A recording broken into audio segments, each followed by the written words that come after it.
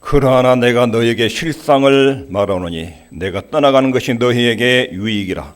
내가 떠나가지 아니하면 보혜사가 너희에게로 오시지 아니할 것이요 가면 내가 그를 너희에게로 보내리니 그가 와서 죄에 대하여 의에 대하여 심판에 대하여 세상을 책망하시리라. 죄에 대하여라 하면 저희가 나를 믿지 아니하며 의에 대하여라 하면 내가 아버지께로 가니 너희가 다시 나를 보지 못하며 심판에 대하여라 하면 이 세상 임금이 심판을 받았음이니라. 내가 아직도 너희에게 이를 것이 많으나 지금은 너희가 감당치 못하리라. 그러나 진리의 성령이 오시면 그가 너희를 모든 진리 가운데로 인도하시리니 그가 자유로 말하지 않고 오직 듣는 것을 말하시며 장래를 너희에게 알리시리라. 그가 내 영광을 나타내리니 내 것을 가지고 너희에게 알리겠습니다. 아멘. 예수를 믿으면 그때부터 사단이 집중적인 공격을 퍼붓습니다. 사단의 공격을 효과적으로 방어하는 방법은 내 자신을 하나님 말씀에서 정확하게 기초를 두고 확인하는 것입니다. 사단은 성경적 신앙을 아주 교활한 방법으로 헷갈리도록 만듭니다.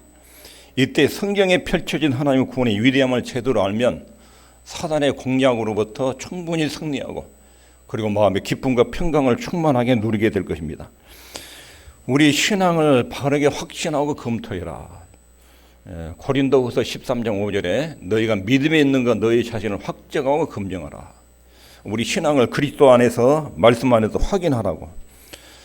내 신앙이 신비한 체험의 토대 위에 서우면 사단의 공격을 효과적으로 방어하지 못합니다.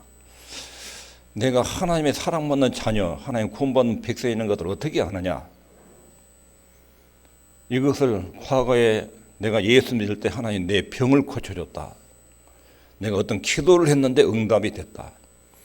내가 기도하다가 신비로운 환상을 보았다. 이런 내용들을 가지고는 내가 하나님의 자녀라는 이런 확증의 토대가 되지 못합니다. 사단의 공격에 이런 신비한 체험에 효과적으로 대응하지 못합니다. 또는 예수 믿고 나는 이러이러한 복을 받았다. 내가 교회에 나온 뒤로부터 우리 가정이 잘 되고 자녀들이 잘 되고 몸이 건강해지고 예수 믿고 받은 복 이것을 가지고 사단 앞에 딱 내놓으면 그것은 안 믿는 사람도 다 잘 되는데 안 믿는 사람도. 그러면 여지없이 사단의 공격 앞에 그 신앙이 무너집니다. 사단의 공격에 대처하는 효과적인 신앙 방법, 체험과 감정에 두지 말라는 것입니다. 신앙의 근거를 어디에 두어야 되느냐?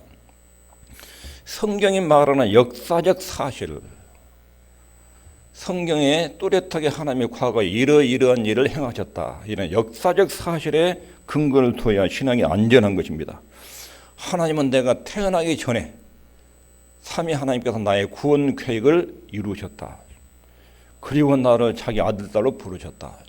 역사적인 사실, 과거에 틀림없이 하나님이 이렇게 일을 행하셨다. 나는 그것을 믿는다. 체험이란 것은 우리 감정이란 것은 소수로 바뀝니다. 기도원에 가면 병난 분들이 참 많아요. 기도원에 왔다가 뭐 관절염, 암, 병 낫고 거기가 너무 좋사오니 여기가 너무 좋사오니 우리가 거기서 아예 봉사하고 사는 사람이 있습니다. 근데 한두 달, 세 달, 네 달, 6개월 가면 기도원에서 난장판이 돼가지고 기도원을 떠나고 하나님도 안 믿는 그런 사람들이 쏟아갑니다. 병을 낳았는데 그리고 신비한 간증들을 많이 듣는데도 금방 신앙의 오염을 느끼고 신앙에 그냥 혐오감을 느끼고 떠나는 사람들이 쏟아갑니다. 신비한 체험이나 감정이나 이것은 우리 신앙의 든든한 기초가 되지 못합니다. 신앙의 기초는 하나님께서 우리를 위하여 과거에 행하신 일, 이걸 기초로 해서 세워줘야 든든하게 세워질 수 있는 것입니다.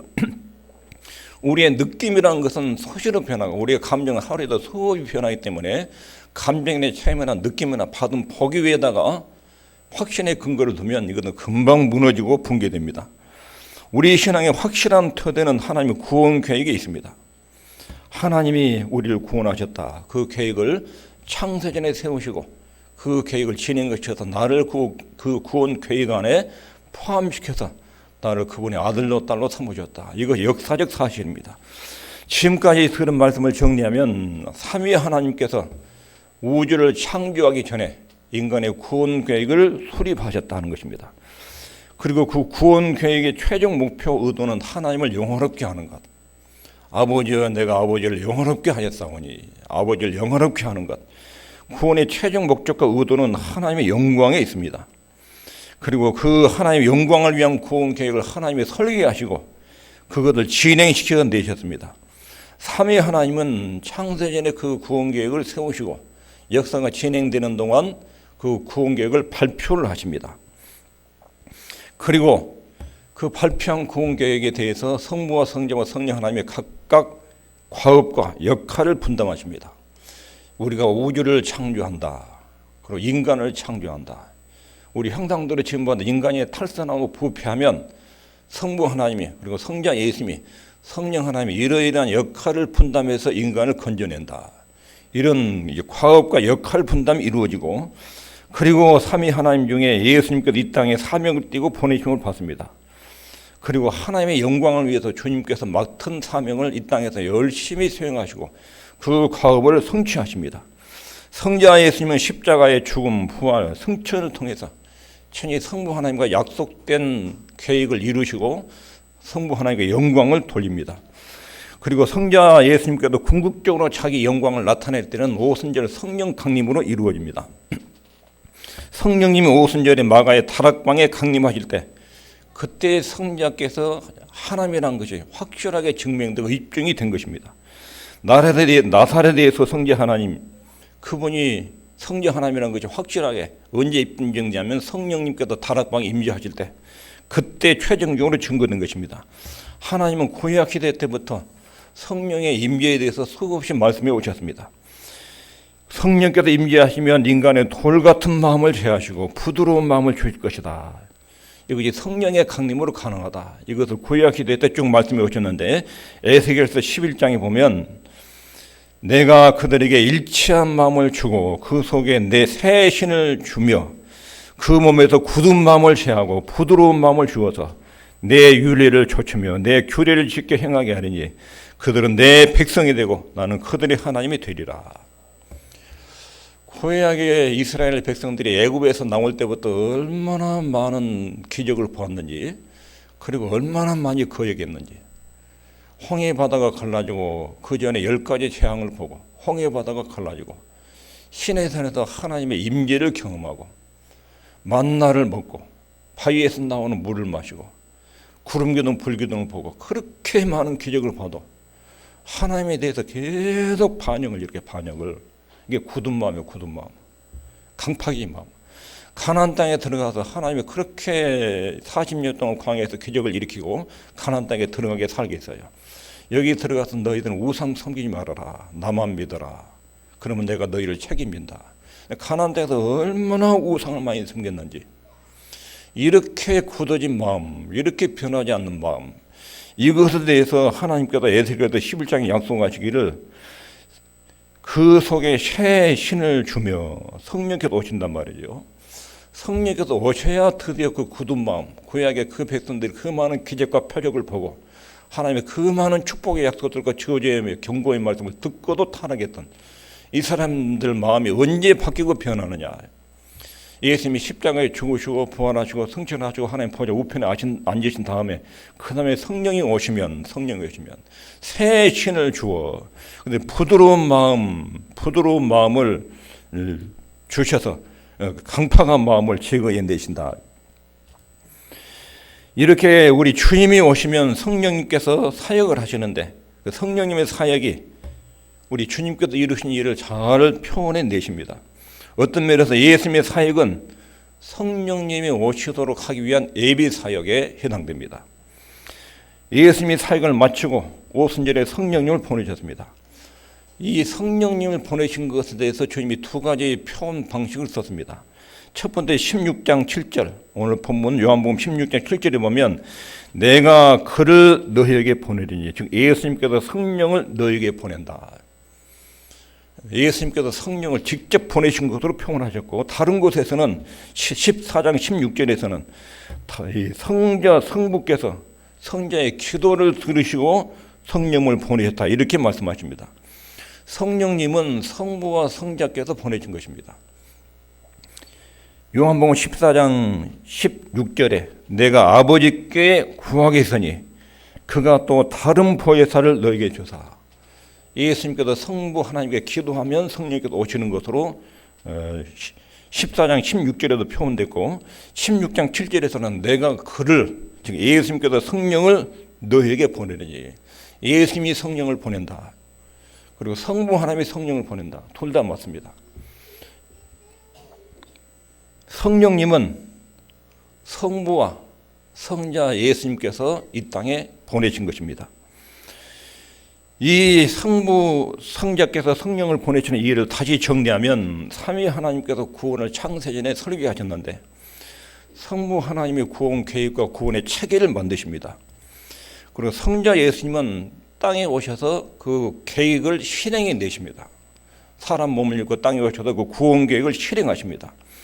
그리고 성령 하나님은 성자 예수님께서 이루신 구원 실행 내용을 사람들한테 적용을 시킵니다. 이것을 따라하겠습니다. 하나님의 구원 경륜,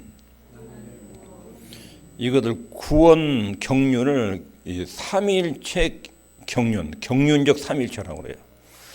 삼위 하나님께서 인간의 구원 문제를 창세전에 이렇게 의논하셨어요. 계획을 하고 회의를 통해서 의논하셨어요. 그리고 성자 예수님께서 지상에 인간의 죄 문제를 치유하기 위해서 내려간다는 것을 설명하셨어요. 그리고 그 직무를 성자께서 완성하고 나면 그 다음에 성령 하나님께서 지상에 또 내려가셔서 인간의 구원을 완성하신다. 이런 계획이 창세전에 수립이 됐어요. 하나님의 이 삼위 하나님의 구원 설계, 이것을 하나님의 구원 경륜이라고 그래요. 구원 경륜. 그리고 이 구원 경륜을 이루기 위한 삼일체 하나님을 경륜적 삼일체라고 합니다. 경륜적 삼일체는 성부 하나님이 철저하게 최의 상위에 있고 성자 예수님은 땅에 오셔서 철저하게 성부 하나님의 영광만 추구하고, 성자 예수님이 하늘로 올라가신 뒤에는 성령 하나님이 오셔서 철저하게 성자 예수님의 영광만을 위해서 움직이고, 그래서 경륜적 삼일체에서는 성부 하나님 맨 정점에 있고 그 다음에 성자 예수님, 성령 하나님, 종속적 관계처럼 표현되는데 언제나 신분과 능력과 본질에서는 동일 본질입니다. 이게 본질적 삼일체, 본체적 삼일체는 성부, 성자, 성령 하나님이 동일한 하나님이에요. 근데 우리 구원을 위해서 경륜을 이루실 때는 꼭 종속적인 것처럼 보여요. 성부 하나님, 성자 예수님, 성령 하나님, 순서가 있는 것처럼 보여요. 우리 구원 경륜을 이루기 위해서 자신의 포지션들을, 역할을 그렇게 분담하신 거예요. 그러나 본체론적으로 성부, 성자, 성령 하나님은 능력과 권능과 영광에서 동일한 능력, 동일한 신성, 동일한 영광을 지니고 있는 그런 삼일체 하나님이에요. 신비스러운 영역에 이런 계획들이 설계되지요. 이 계획이 지상에 펼쳐질 때 성부 하나님의 성자 예수님을 보내십니다. 요한복음 17장 4절에 아버지께서 내게 하라고 주신 일을 내가 이루어. 성부 하나님으로부터 사명을 받고 인간의 구원을 위한 사명을 받고 우리 예수님이 이 땅에 오십니다. 예수님의 최고의 목적은 성부 하나님을 영화롭게 하는 것입니다. 그리고 그 예수님이 인문을 마치고 하늘로 돌아가죠. 그 다음에 성부와 성자 예수님께서 성령 하나님을 보내십니다. 성령의 임무와 사역은 아들을 영화롭게 하는 것입니다. 아들을. 예수님의 직무와 사역은 아버지를 영화롭게 하는 것입니다. 그리고 예수님이 직무를 다 마치고 하늘 올라가신 다음에 성령이 오시는데 그때 성령의 직무와 사역은 아들을 영화롭게. 요한복음 16장 14절 읽겠습니다. 시작.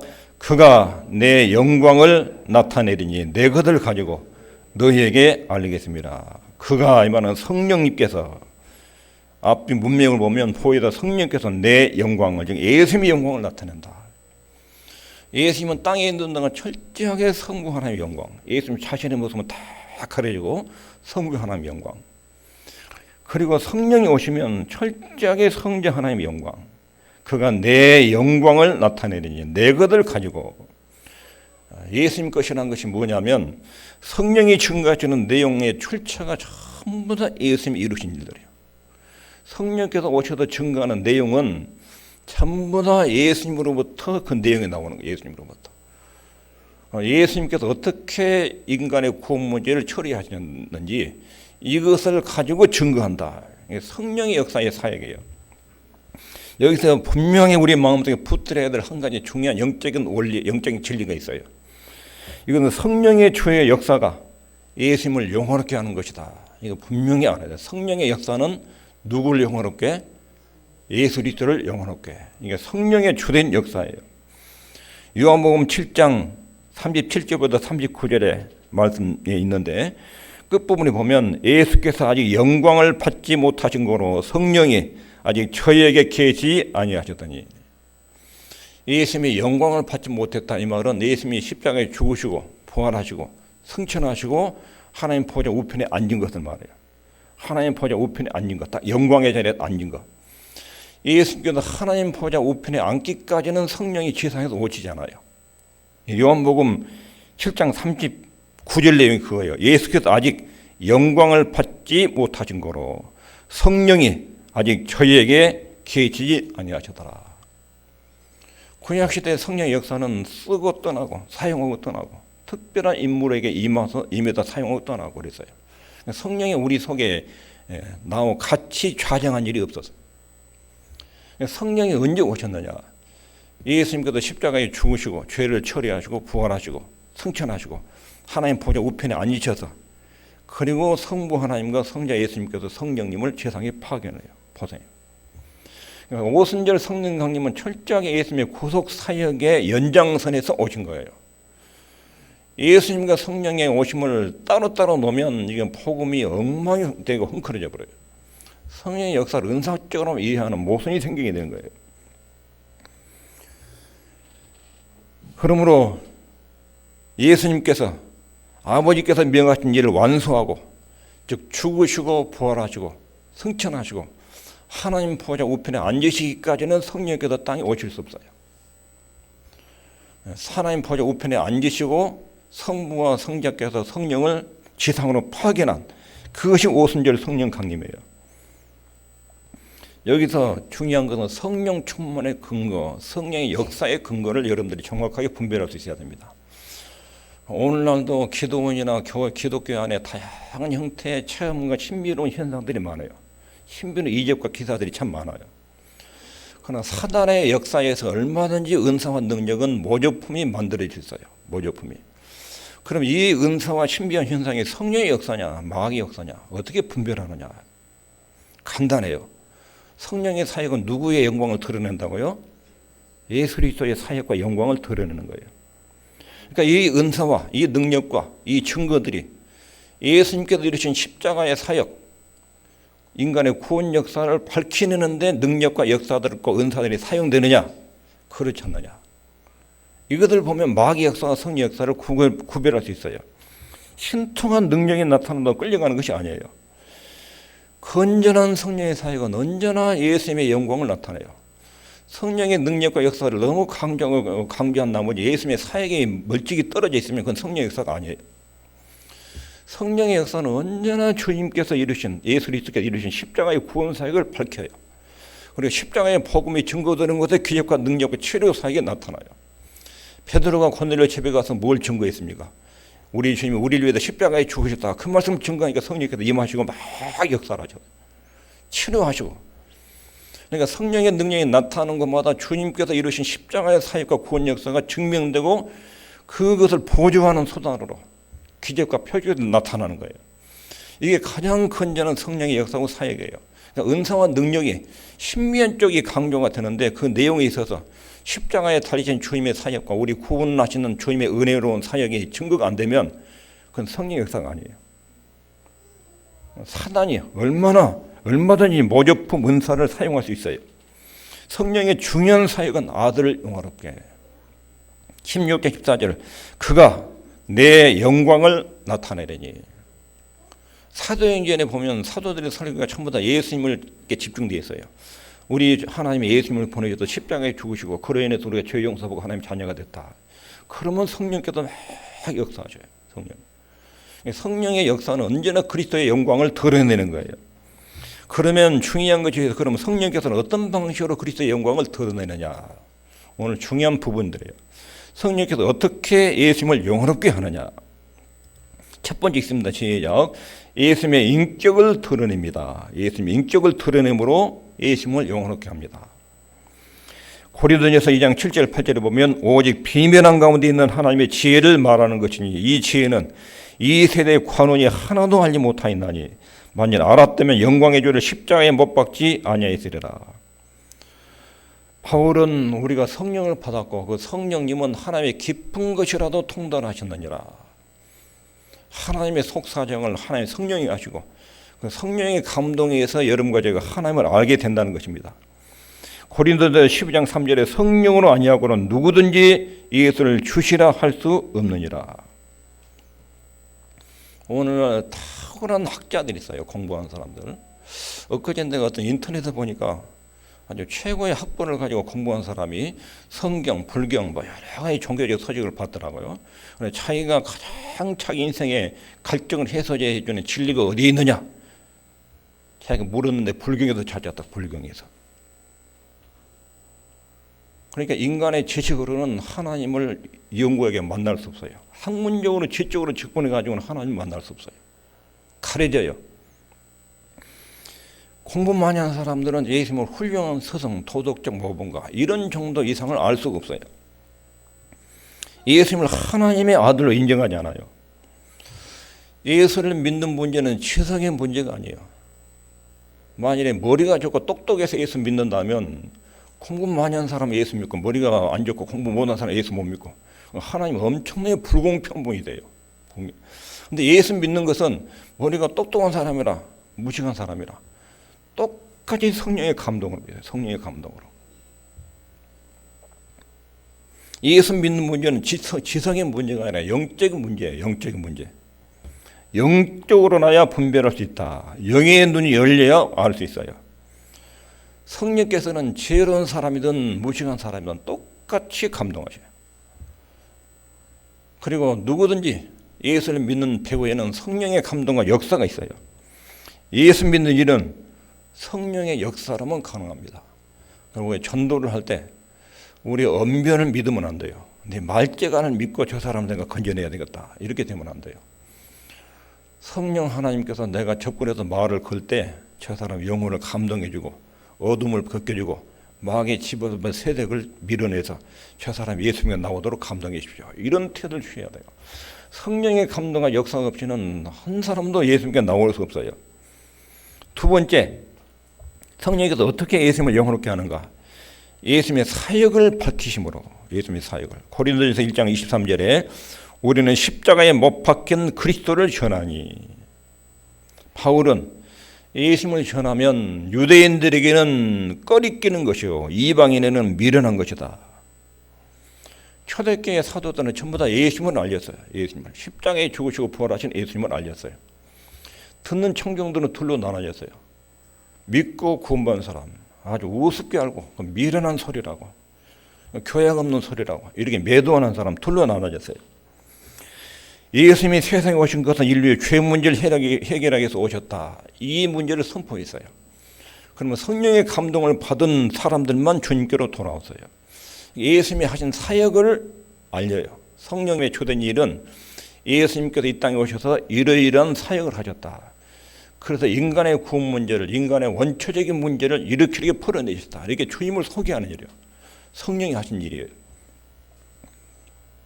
고린도전서 2장 12절에 우리가 세상의 영을 받지 아니하고 오직 하나님께로 온 영을 받았으니 이는 우리로 하여금 하나님께서 우리에게 은혜로 주신 것들을 알게 하려 하심이라. 하나님께서 성령께서 우리 안에 오시면 하나님의 은혜로 주신 구원의 내용을 알게 하셔요. 창조주 하나님 우리를 얼마나 사랑하셨는지, 어떻게 구원하셨는지, 구원받은 백성이 어떤 축복을 누리는지를 잘 알도록 하죠. 알도록. 이것이 성령의 역사예요. 성령님은 주님의 사역을 밝히심으로 우리 예수님을 영원롭게 하십니다. 세 번째, 예수님의 가르침을 잘 밝혀줍니다. 요한복음 16장 12절에 내가 아직도 너희에게 이를 것이 많으나 지금은 너희가 감당치 못하리라. 내가 너희들에게 가르쳐주건 하나님의 진리의 말씀이 많지만 너희들 이 이해의 폭으로는 감당을 못한다. 나는 중에 성령이 오시면 너희들이 이 내용을 잘 깨닫도록 인도할 것이다. 13절에 그러나 진리의 성령이 오시면 그가 너희를 모든 진리 가운데로 인도하시리니 그가 자의로 말하지 않고 오직 듣는 것을 말하지며 장래를 너희에게 알리시리라. 지금은 너희들이 무슨 뜻인지 잘 모르지만 성령이 오시면 내가 너희에게 가르쳐진 내용들이 생각나고 깨닫도록 한다. 그러니까 성령께서 우리 마음을 감동해 주셔야 진리의 말씀이 생각이 나고 깨달아요. 사도행전을 보면 베드로가 복음을 전하다가 내가 이러이러한 일이 있었는데 성령께서 그때 내가 생각나게 됐다. 생각나게. 전에 주님 말씀하신 내용이 생각이 났다. 성전에서 이 성전을 사흘 만에 내가 지으리라. 이 말씀이 예수님이 부활하신 뒤에 성령이 오신 뒤에서야 제자들이 알았어요. 깨달았어요. 생각나게 깨닫게. 이게 성령의 중요한 사역이에요. 고린도전서 2장 14절에 육에 속한 사람은 하나님의 성령이를 받지 아니하나니 저에게 미련하게 보이며 또 깨닫지도 못하나니 이런 일은 영적으로나야 분변함이니라. 신약 성경이 그리스도의 사역에 대해서 수없이 가르치는데 그것을 이해하는 유일한 방법은 성령의 조명으로, 성령이 우리 마음에 빛을 비춰줘야 진리가 알아요. 진리가. 여러분 교회 오셔서 교회 가서 나는 말씀을 들어도 무슨 뜻인지도 모르고서 그런 분들은 말씀을 막 이해하려고 신경을 곤두세우지 말고 하나님의 성령님 말씀을 들을 때 깨닫도록 감동해 주십시오. 이렇게 기도하죠. 이해하려고 노력하지 말고 성령님께서 내 마음을 빛을 비춰줘서 조명해 줘서 하나님의 뜻이 무엇인지를 잘 깨닫도록 가르쳐 주십시오. 그렇게 기도를 하죠. 성령이 감동하시면 깨달아지는 거예요. 이것은 인간의 지능으로 되는 것이 아니야. 머리 좋다고 이해되는 것이 아니에요. 영적으로야 분별된다. 영적으로야 분변함이니라. 초자연적 영역이요. 박사들, 학자들, 성경들 얼마나 많이 읽은 줄 압니까? 문학자들 성경들 다 알아 읽어요. 근데 몰라요. 하나님을 몰라요. 꽉 막혀있어. 하나님에 대해서. 그러다 어느 날 이어령 교수 같은 사람도 얼마나 성경을, 문학가로도 성경을 많이 읽었습니까? 그래, 예수 안 믿을 때 나는 불교 쪽으로는 안 가고 종교를 간다면 기독교 쪽으로 간다. 근데 나는 교회를 안 간다. 그 이유는 산상수훈대로 사는 성도들이 있다면 내가 그걸 보고 교회 간다. 그렇게 늘 말했어요. 근데 이 양반이 예수 믿게 된 것은 자기 딸이 암으로 투병해가지고 죽음의 위기를 만나니까 그때 하나님을 찾는 거예요. 그때 하나님이 성령께서 그 마음을 딱 열어줬어요. 그동안 자기가 공부한 내용, 성경 읽은 것이 쫙 열릴 거예요. 지금 예수님을 얼마나 증거하고 다니는지. 공부 많이 한 지식으로 하나님을 알아간 것이 아니에요. 성령께서 어느 날 열어줘야 돼요. 열어줘야 돼요. 열어지면 그때 진리가 쫙 생각이 나요. 사도 바울도 율법을 그렇게 율법 박사했잖아요. 하나님 몰랐잖아요. 다메섹 도상에도 주님이 찾아오셨어요. 성령께도 조명하기 시작해요. 그때 그동안 알았던 율법이 쫙 해석이 돼요. 성령의 주된 사역은 예수님의 가르침, 이것을 밝히심으로 우리 예수님을 영원하게 합니다. 그 외에도 성령이 여러 가지 사역을 하시는데 우리 죄에 대해서도 깨닫게 하십니다. 죄에 대해서. 요한복음 16장 8절 그가 와서 죄에 대하여 의에 대하여 심판에 대하여 세상을 책망하시리라. 인간이 나는 죄인이다. 이것을 모르는 사람은 아주 비참합니다. 나는 죄인이다. 이 사실을 어떻게 하느냐? 성령의 조명으로 합니다. 성령의 조명으로. 이 땅에서 가장 선한 사람도 하나님 앞에 죄인이라는 사실을 깊이 깨닫고 아주 예민하게 자기 죄악성에 대해서 인식합니다. 우리 마음과 생각과 우리 본성 속에서 작동하는 죄의 세를 보면 소스라치게 놀랍니다. 가만히 앉아서도 우리 마음속에 생각들이 아주 복잡하게 돌아가죠. 그 속에 죄가 어떻게 작동하는지를 눈여겨서 잘 보십시오. 얼마나 죄가 흉악하고 포악한지. 그러다가 어느 날 환경을 딱 맞았으면 그 짐승 같은 죄의 속성이 밖으로 터져 나올 때 아주 얼마나 파괴적인지 지옥에 아주 꾸정물이 쏟아져 나오죠. 죄가 터져 나오면 아무리 경건하고 외형적으로 얌전하게 보여도 속에 자기 속에 생각의 흐름, 마음의 흐름을 보면 죄의 이 시스템이 어떻게 작동하는지를 아주 민감하게 느낍니다. 바울사같이 위대한 사도가 어디 있습니까? 근데 그분이 고백하기를 나는 죄인 중에 괴수다. 믿기 전에 고백한 거예요? 믿은 다음에 고백한 거예요? 믿은 다음에 한 말이에요. 믿은 다음에. 바울 사도가 무슨 죄를 그렇게 많이 지었습니까? 도둑질했습니까? 살인했습니까? 뭘 잘못했습니까? 어릴 때부터 율법으로 훈련받아가지고 기가 막히게 종교 훈련을 받은 사람이에요. 그런데 성령의 조명이 강력할수록 자기 속에 있는 죄들이 엄청나게 많이 드러나는 거예요. 죄의 성향들이. 인간이 아담의 타락했을 때 죄가 우리 속에 들어가고 죄성이라는 게 딱 자리 잡았는데 그 죄성이 활동을 보는 거예요. 내면에서. 성령의 조명으로 인간의 죄라는 생각이 아주 밝히 그리고 예민하게 인식을 합니다. 자기가 죄인이라는 걸 못 느낀 사람은 하나님을 찾지 않습니다. 그리고 교회를 다녀도 자기가 죄인이라는 걸 잘 못 느낀 사람은 십자가의 효력과 가치에 대해서 무감각합니다. 예수 믿고 어쩌면 나 잘되고 자식들 잘되고 건강하고 복보고 살기를 바라지 예수님이 나 때문에 십자가에 죽은 그 가치를 거의 인식을 못합니다. 그러니까 죄인이라는 의식이 없는 사람은 그래도 신앙생활에도 굉장히 비참하고 불행해요. 하나님의 은혜의 세계를 몰라요. 자기가 죄성을 잘 못 느끼고 자기 죄 때문에 통곡해본 경험이 없는 사람은 십자가의 은혜를 몰라요. 예수 믿고 어쩌더니 나 잘되고 잘 먹고 잘 살고 이런 쪽으로만 신앙이 가요. 기복주의로. 은혜의 세계를 몰라요.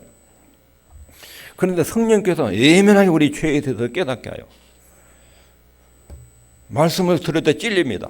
베드로가 하나님 말씀을 선포할 때 듣고 찔려 형제들아 우리가 어찌할까 막 통곡을 하죠. 성령께서 아주 예민하게 그들의 죄를 너희들이 무지한 우리 예수님을 십자가에 못 박았느니라. 그러니까 얼마나 찔렸던지 이 사람들이 회개하고 돌아와요. 성령은 어떤 잘못을 꾸짖습니다. 그리고 이 세상에 뭔가 잘못 돌아가고 있다. 인간이 뭔가 고장나 있다. 지성인들, 정치인들, 학자들, 부자들 다 뭔가 생각이 고장나 있다. 얼마나 비방하고 죽이고 욕하고 그 정상적인 인간의 모습이 아니에요. 뭔가 잘못되어 있다. 이런 것들을 성령께서 깨닫게 하는 거예요. 세상의 잘못을 드러내고 증명해요. 허물을 드러냅니다. 인간의 그릇된 생각을 꾸짖어냅니다. 이게 성령의 역사예요. 성령에서. 그리고 죄를 책망하면 거기서 끝나면 안 돼요. 성령의 역사는 그 다음에 하나의 용서를 뚜렷하게 가르쳐줘요. 너 인간이 이렇게 더럽고 이렇게 생각이 추하고 이렇게 엉망이야. 그런데 예수님 믿으면 그분이 십자가에서 우리 죄를 하나님께 갚으셔서 네가 예수님 안에 돌아오면 이제까지 살았던 너의 모든 죄가 용서를 받았어. 용서를. 그리고 그 순간 네가 하나님의 아들이 되고 딸이 된 거야. 이걸 아느냐. 성령께서는 반드시 죄를 책망하고 나서 죄의 용서의 확신과 하나님의 자녀의 확신을 갖도록 하십니다. 마귀가 죄를 책망할 때는 두 번째, 네 번째, 다섯 번째 영역이 사라져버려요. 죄에 대한 혹독한 양심의 가책 때문에 엄청나게 괴로워하다가 자살 쪽으로 가요. 우울증으로 빠져가요. 자기 잘못과 자기 부유함과 자기 모자람을 막 생각하다가 정신적으로 사람이 가버려요. 현대인의 정신질환들은 전부 다 이 속에 있는 마음의 부담들을 처리하지 못해서 발생한 거예요. 근데 성령께서 안내하는 죄의 책망은 죄를 비극적인 죄를 깨닫게 하고 용서를 꼭 가르쳐요. 용서를. 너의 그 비극적인 죄 때문에 우리 예수님이 얼마나 십자가에서 처절한 고통을 받았는지 아느냐. 그 혜택으로 네가 하나님의 아들이 되고 딸이 됐다. 하나님의 자녀인 것을 확신하게 해요.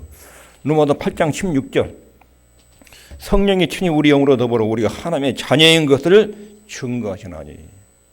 가톨릭에서는 죽을 때까지 하나님 자녀인 것을 검증할 수 없다. 이 말이에요.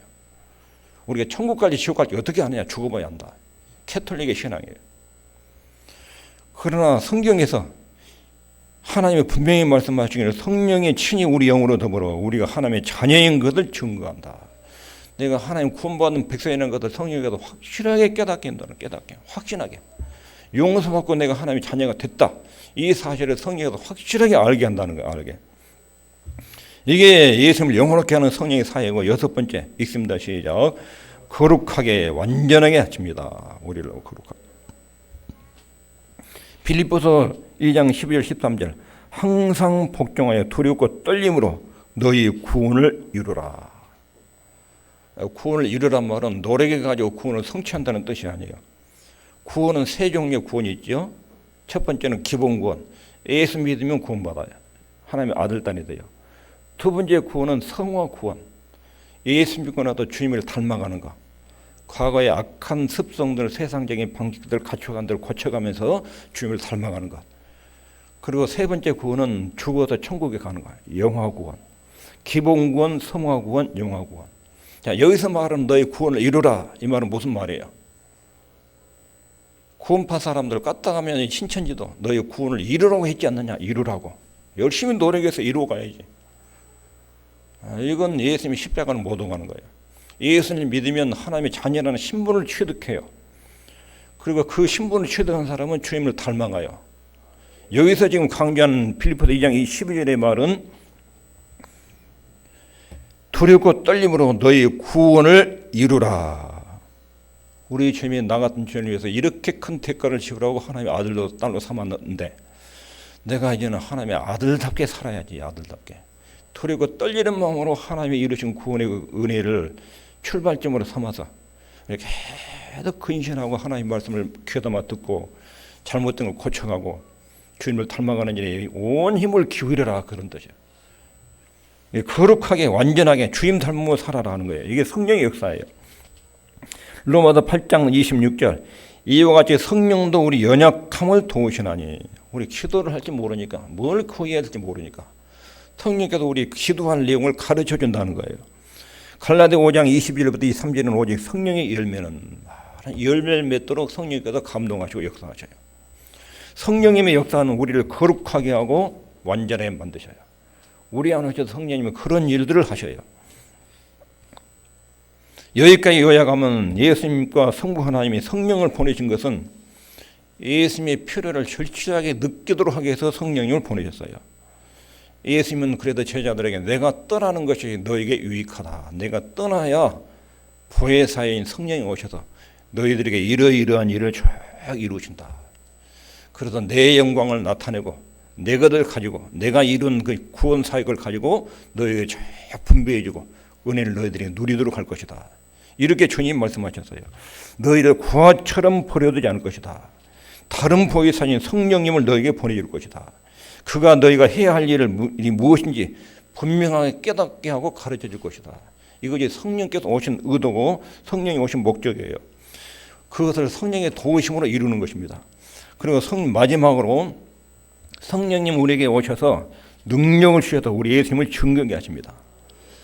기독교가 어떻게 시작됐는가? 예수님의 제자들은 갈릴리 어부들이었어요. 학력도 신분도 사회적 지위도 높지 않은 사람들이었어요. 12명. 그 12명이 어떻게 세계를 뒤집어 봤는가? 그 역량을 보면 도저히 세계적 인물이 될 수가 없는 사람들이에요. 그런데 성령께서 그들을 자기 도구로 쓰신 거예요. 12사람은 꼭 예수님처럼 성령의 도구로 썼어요. 그래서 기독교가 로마 세계를 점령하는, 정신 세계를 점령하고 영적인 세계를 점령하는 엄청난 결과를 가져왔어요. 하나님 여러분과 저를 성령으로 충만하게 해주시길 바랍니다. 성령님을 가슴속에 모시고 사는 사람은 다 예수님에 대해서 말합니다. 성령 충만 물론 나타나죠. 예수님의 영광을 나타내는 것으로. 성령 충만하다. 그럼 그 사람의 증거가 늘 예수님에 대해서 이야기해요. 성령 충만하다. 그럼 예수님의 품성이 그 사람의 인격과 언어와 생활 양식 속에 들어와 있어요. 그게 성령 충만이에요. 환상 보고 뭔가 막 신비한 경험하고 예수님 이야기는 없고 이건 아니에요. 그것은 광신자예요, 광신자. 성령 충만해서 그 주님을 증거할 때 능력이 나타나고 은사가 나타나기 가장 건전한 성령의 사역이에요. 예수님의 십자가의 사역 은혜를 증거하며 병도 낫고 신비한 현상도 나타나고 기도 응답도 나타나고 건전한 성령의 사역이에요. 언제나 성령의 사역은 성령 자신을 나타내지 않고 예수님을 쫙 드러내 예수님을. 이게 성령의 사역이에요. 성령님은 우리가 여러분이 하나님의 자녀인 것을 증거해요. 하나님 아버지의 상속자인 것을 알려요. 하늘나라에서 누릴 우리의 영광스러운 미래를 선명히 보게 만들어요. 그리고 이 땅에서 사는 동안 거룩하게 영광스럽게 주님의 영광을 나타내며 살도록 그렇게 우리 삶을 지배하셔요. 자, 오늘 들은 말씀을 정리하면 신앙의 기초를 체험이나 감정에 두지 말아라. 뭔가 느낌, 기적 신앙 이런 거 따라다니지 말라는 거예요. 신앙의 기초는 확실한 역사적 사실, 그 역사적 사실이라는 것은 성부와 성자와 성령 하나님의 창세전에 인간의 구원 계획을 만드셨다. 그리고 구원 계획 속에 나를 포함시켰다. 내 구원은 내 감정과 내 결단에 따라서 결정 여부가 판단이 결정되는 것이 아니라 창세전에 이루어진 하나님의 계획에 의해서 나는 구원받은 사람이다. 이게 구원의 확실성, 구원의 완전성 있어요. 사단이 제 아무리 우리를 공격을 해도 너 하나님 자녀 맞아? 그렇게 살고도 네가 하나님 자녀요? 너 차라리 그러려면 교회 다니지 마라. 그렇게 다니면 하나님 영광만 가려져. 수없이 사단이 이렇게 공격을 할 때도 하나님이 나를 건지게도 창세전에 나를 자기 구원의 대상으로 포함시켰다. 그리고 그것을 창조 성부 하나님이, 성자 예수님이, 성령 하나님이 얼마나 친밀하게 이루어서 나를 아버지 아들로 삼으셨는지, 여기에서 사단의 모든 구원에 대한 의심 공격을 막아내는 그런 담대한 신앙의 기초가 설립되는 것입니다. 그리고 성령님을 보내셨는데 성령님의 사역 목표는 예수님을 영화롭게, 성자 예수님은 하나님 아버지를 영화롭게, 그리고 성령님은 예수님을 영화롭게. 그럼 성령님은 어떤 방식으로 영화롭게 했는가? 예수님의 인격을 알리시고, 예수님이 어떤 분인지를 사람에게 알리심으로, 예수님이 십자가에서 우리 죄 때문에 죽으셨다는 사역을 알리심으로, 그리고 예수님이 가르친 내용을 밝혀주심으로, 그리고 죄 용서를 확신하게 하고 하나님의 자녀가 된 것을 확신하게 하심으로, 하나님의 아들, 딸들을 거룩하고 아름답게 변화되고 성장시키는 것으로, 또 예수님을 증거하는 것으로, 그렇게 성령님은 우리 주님의 영광을 나타냅니다.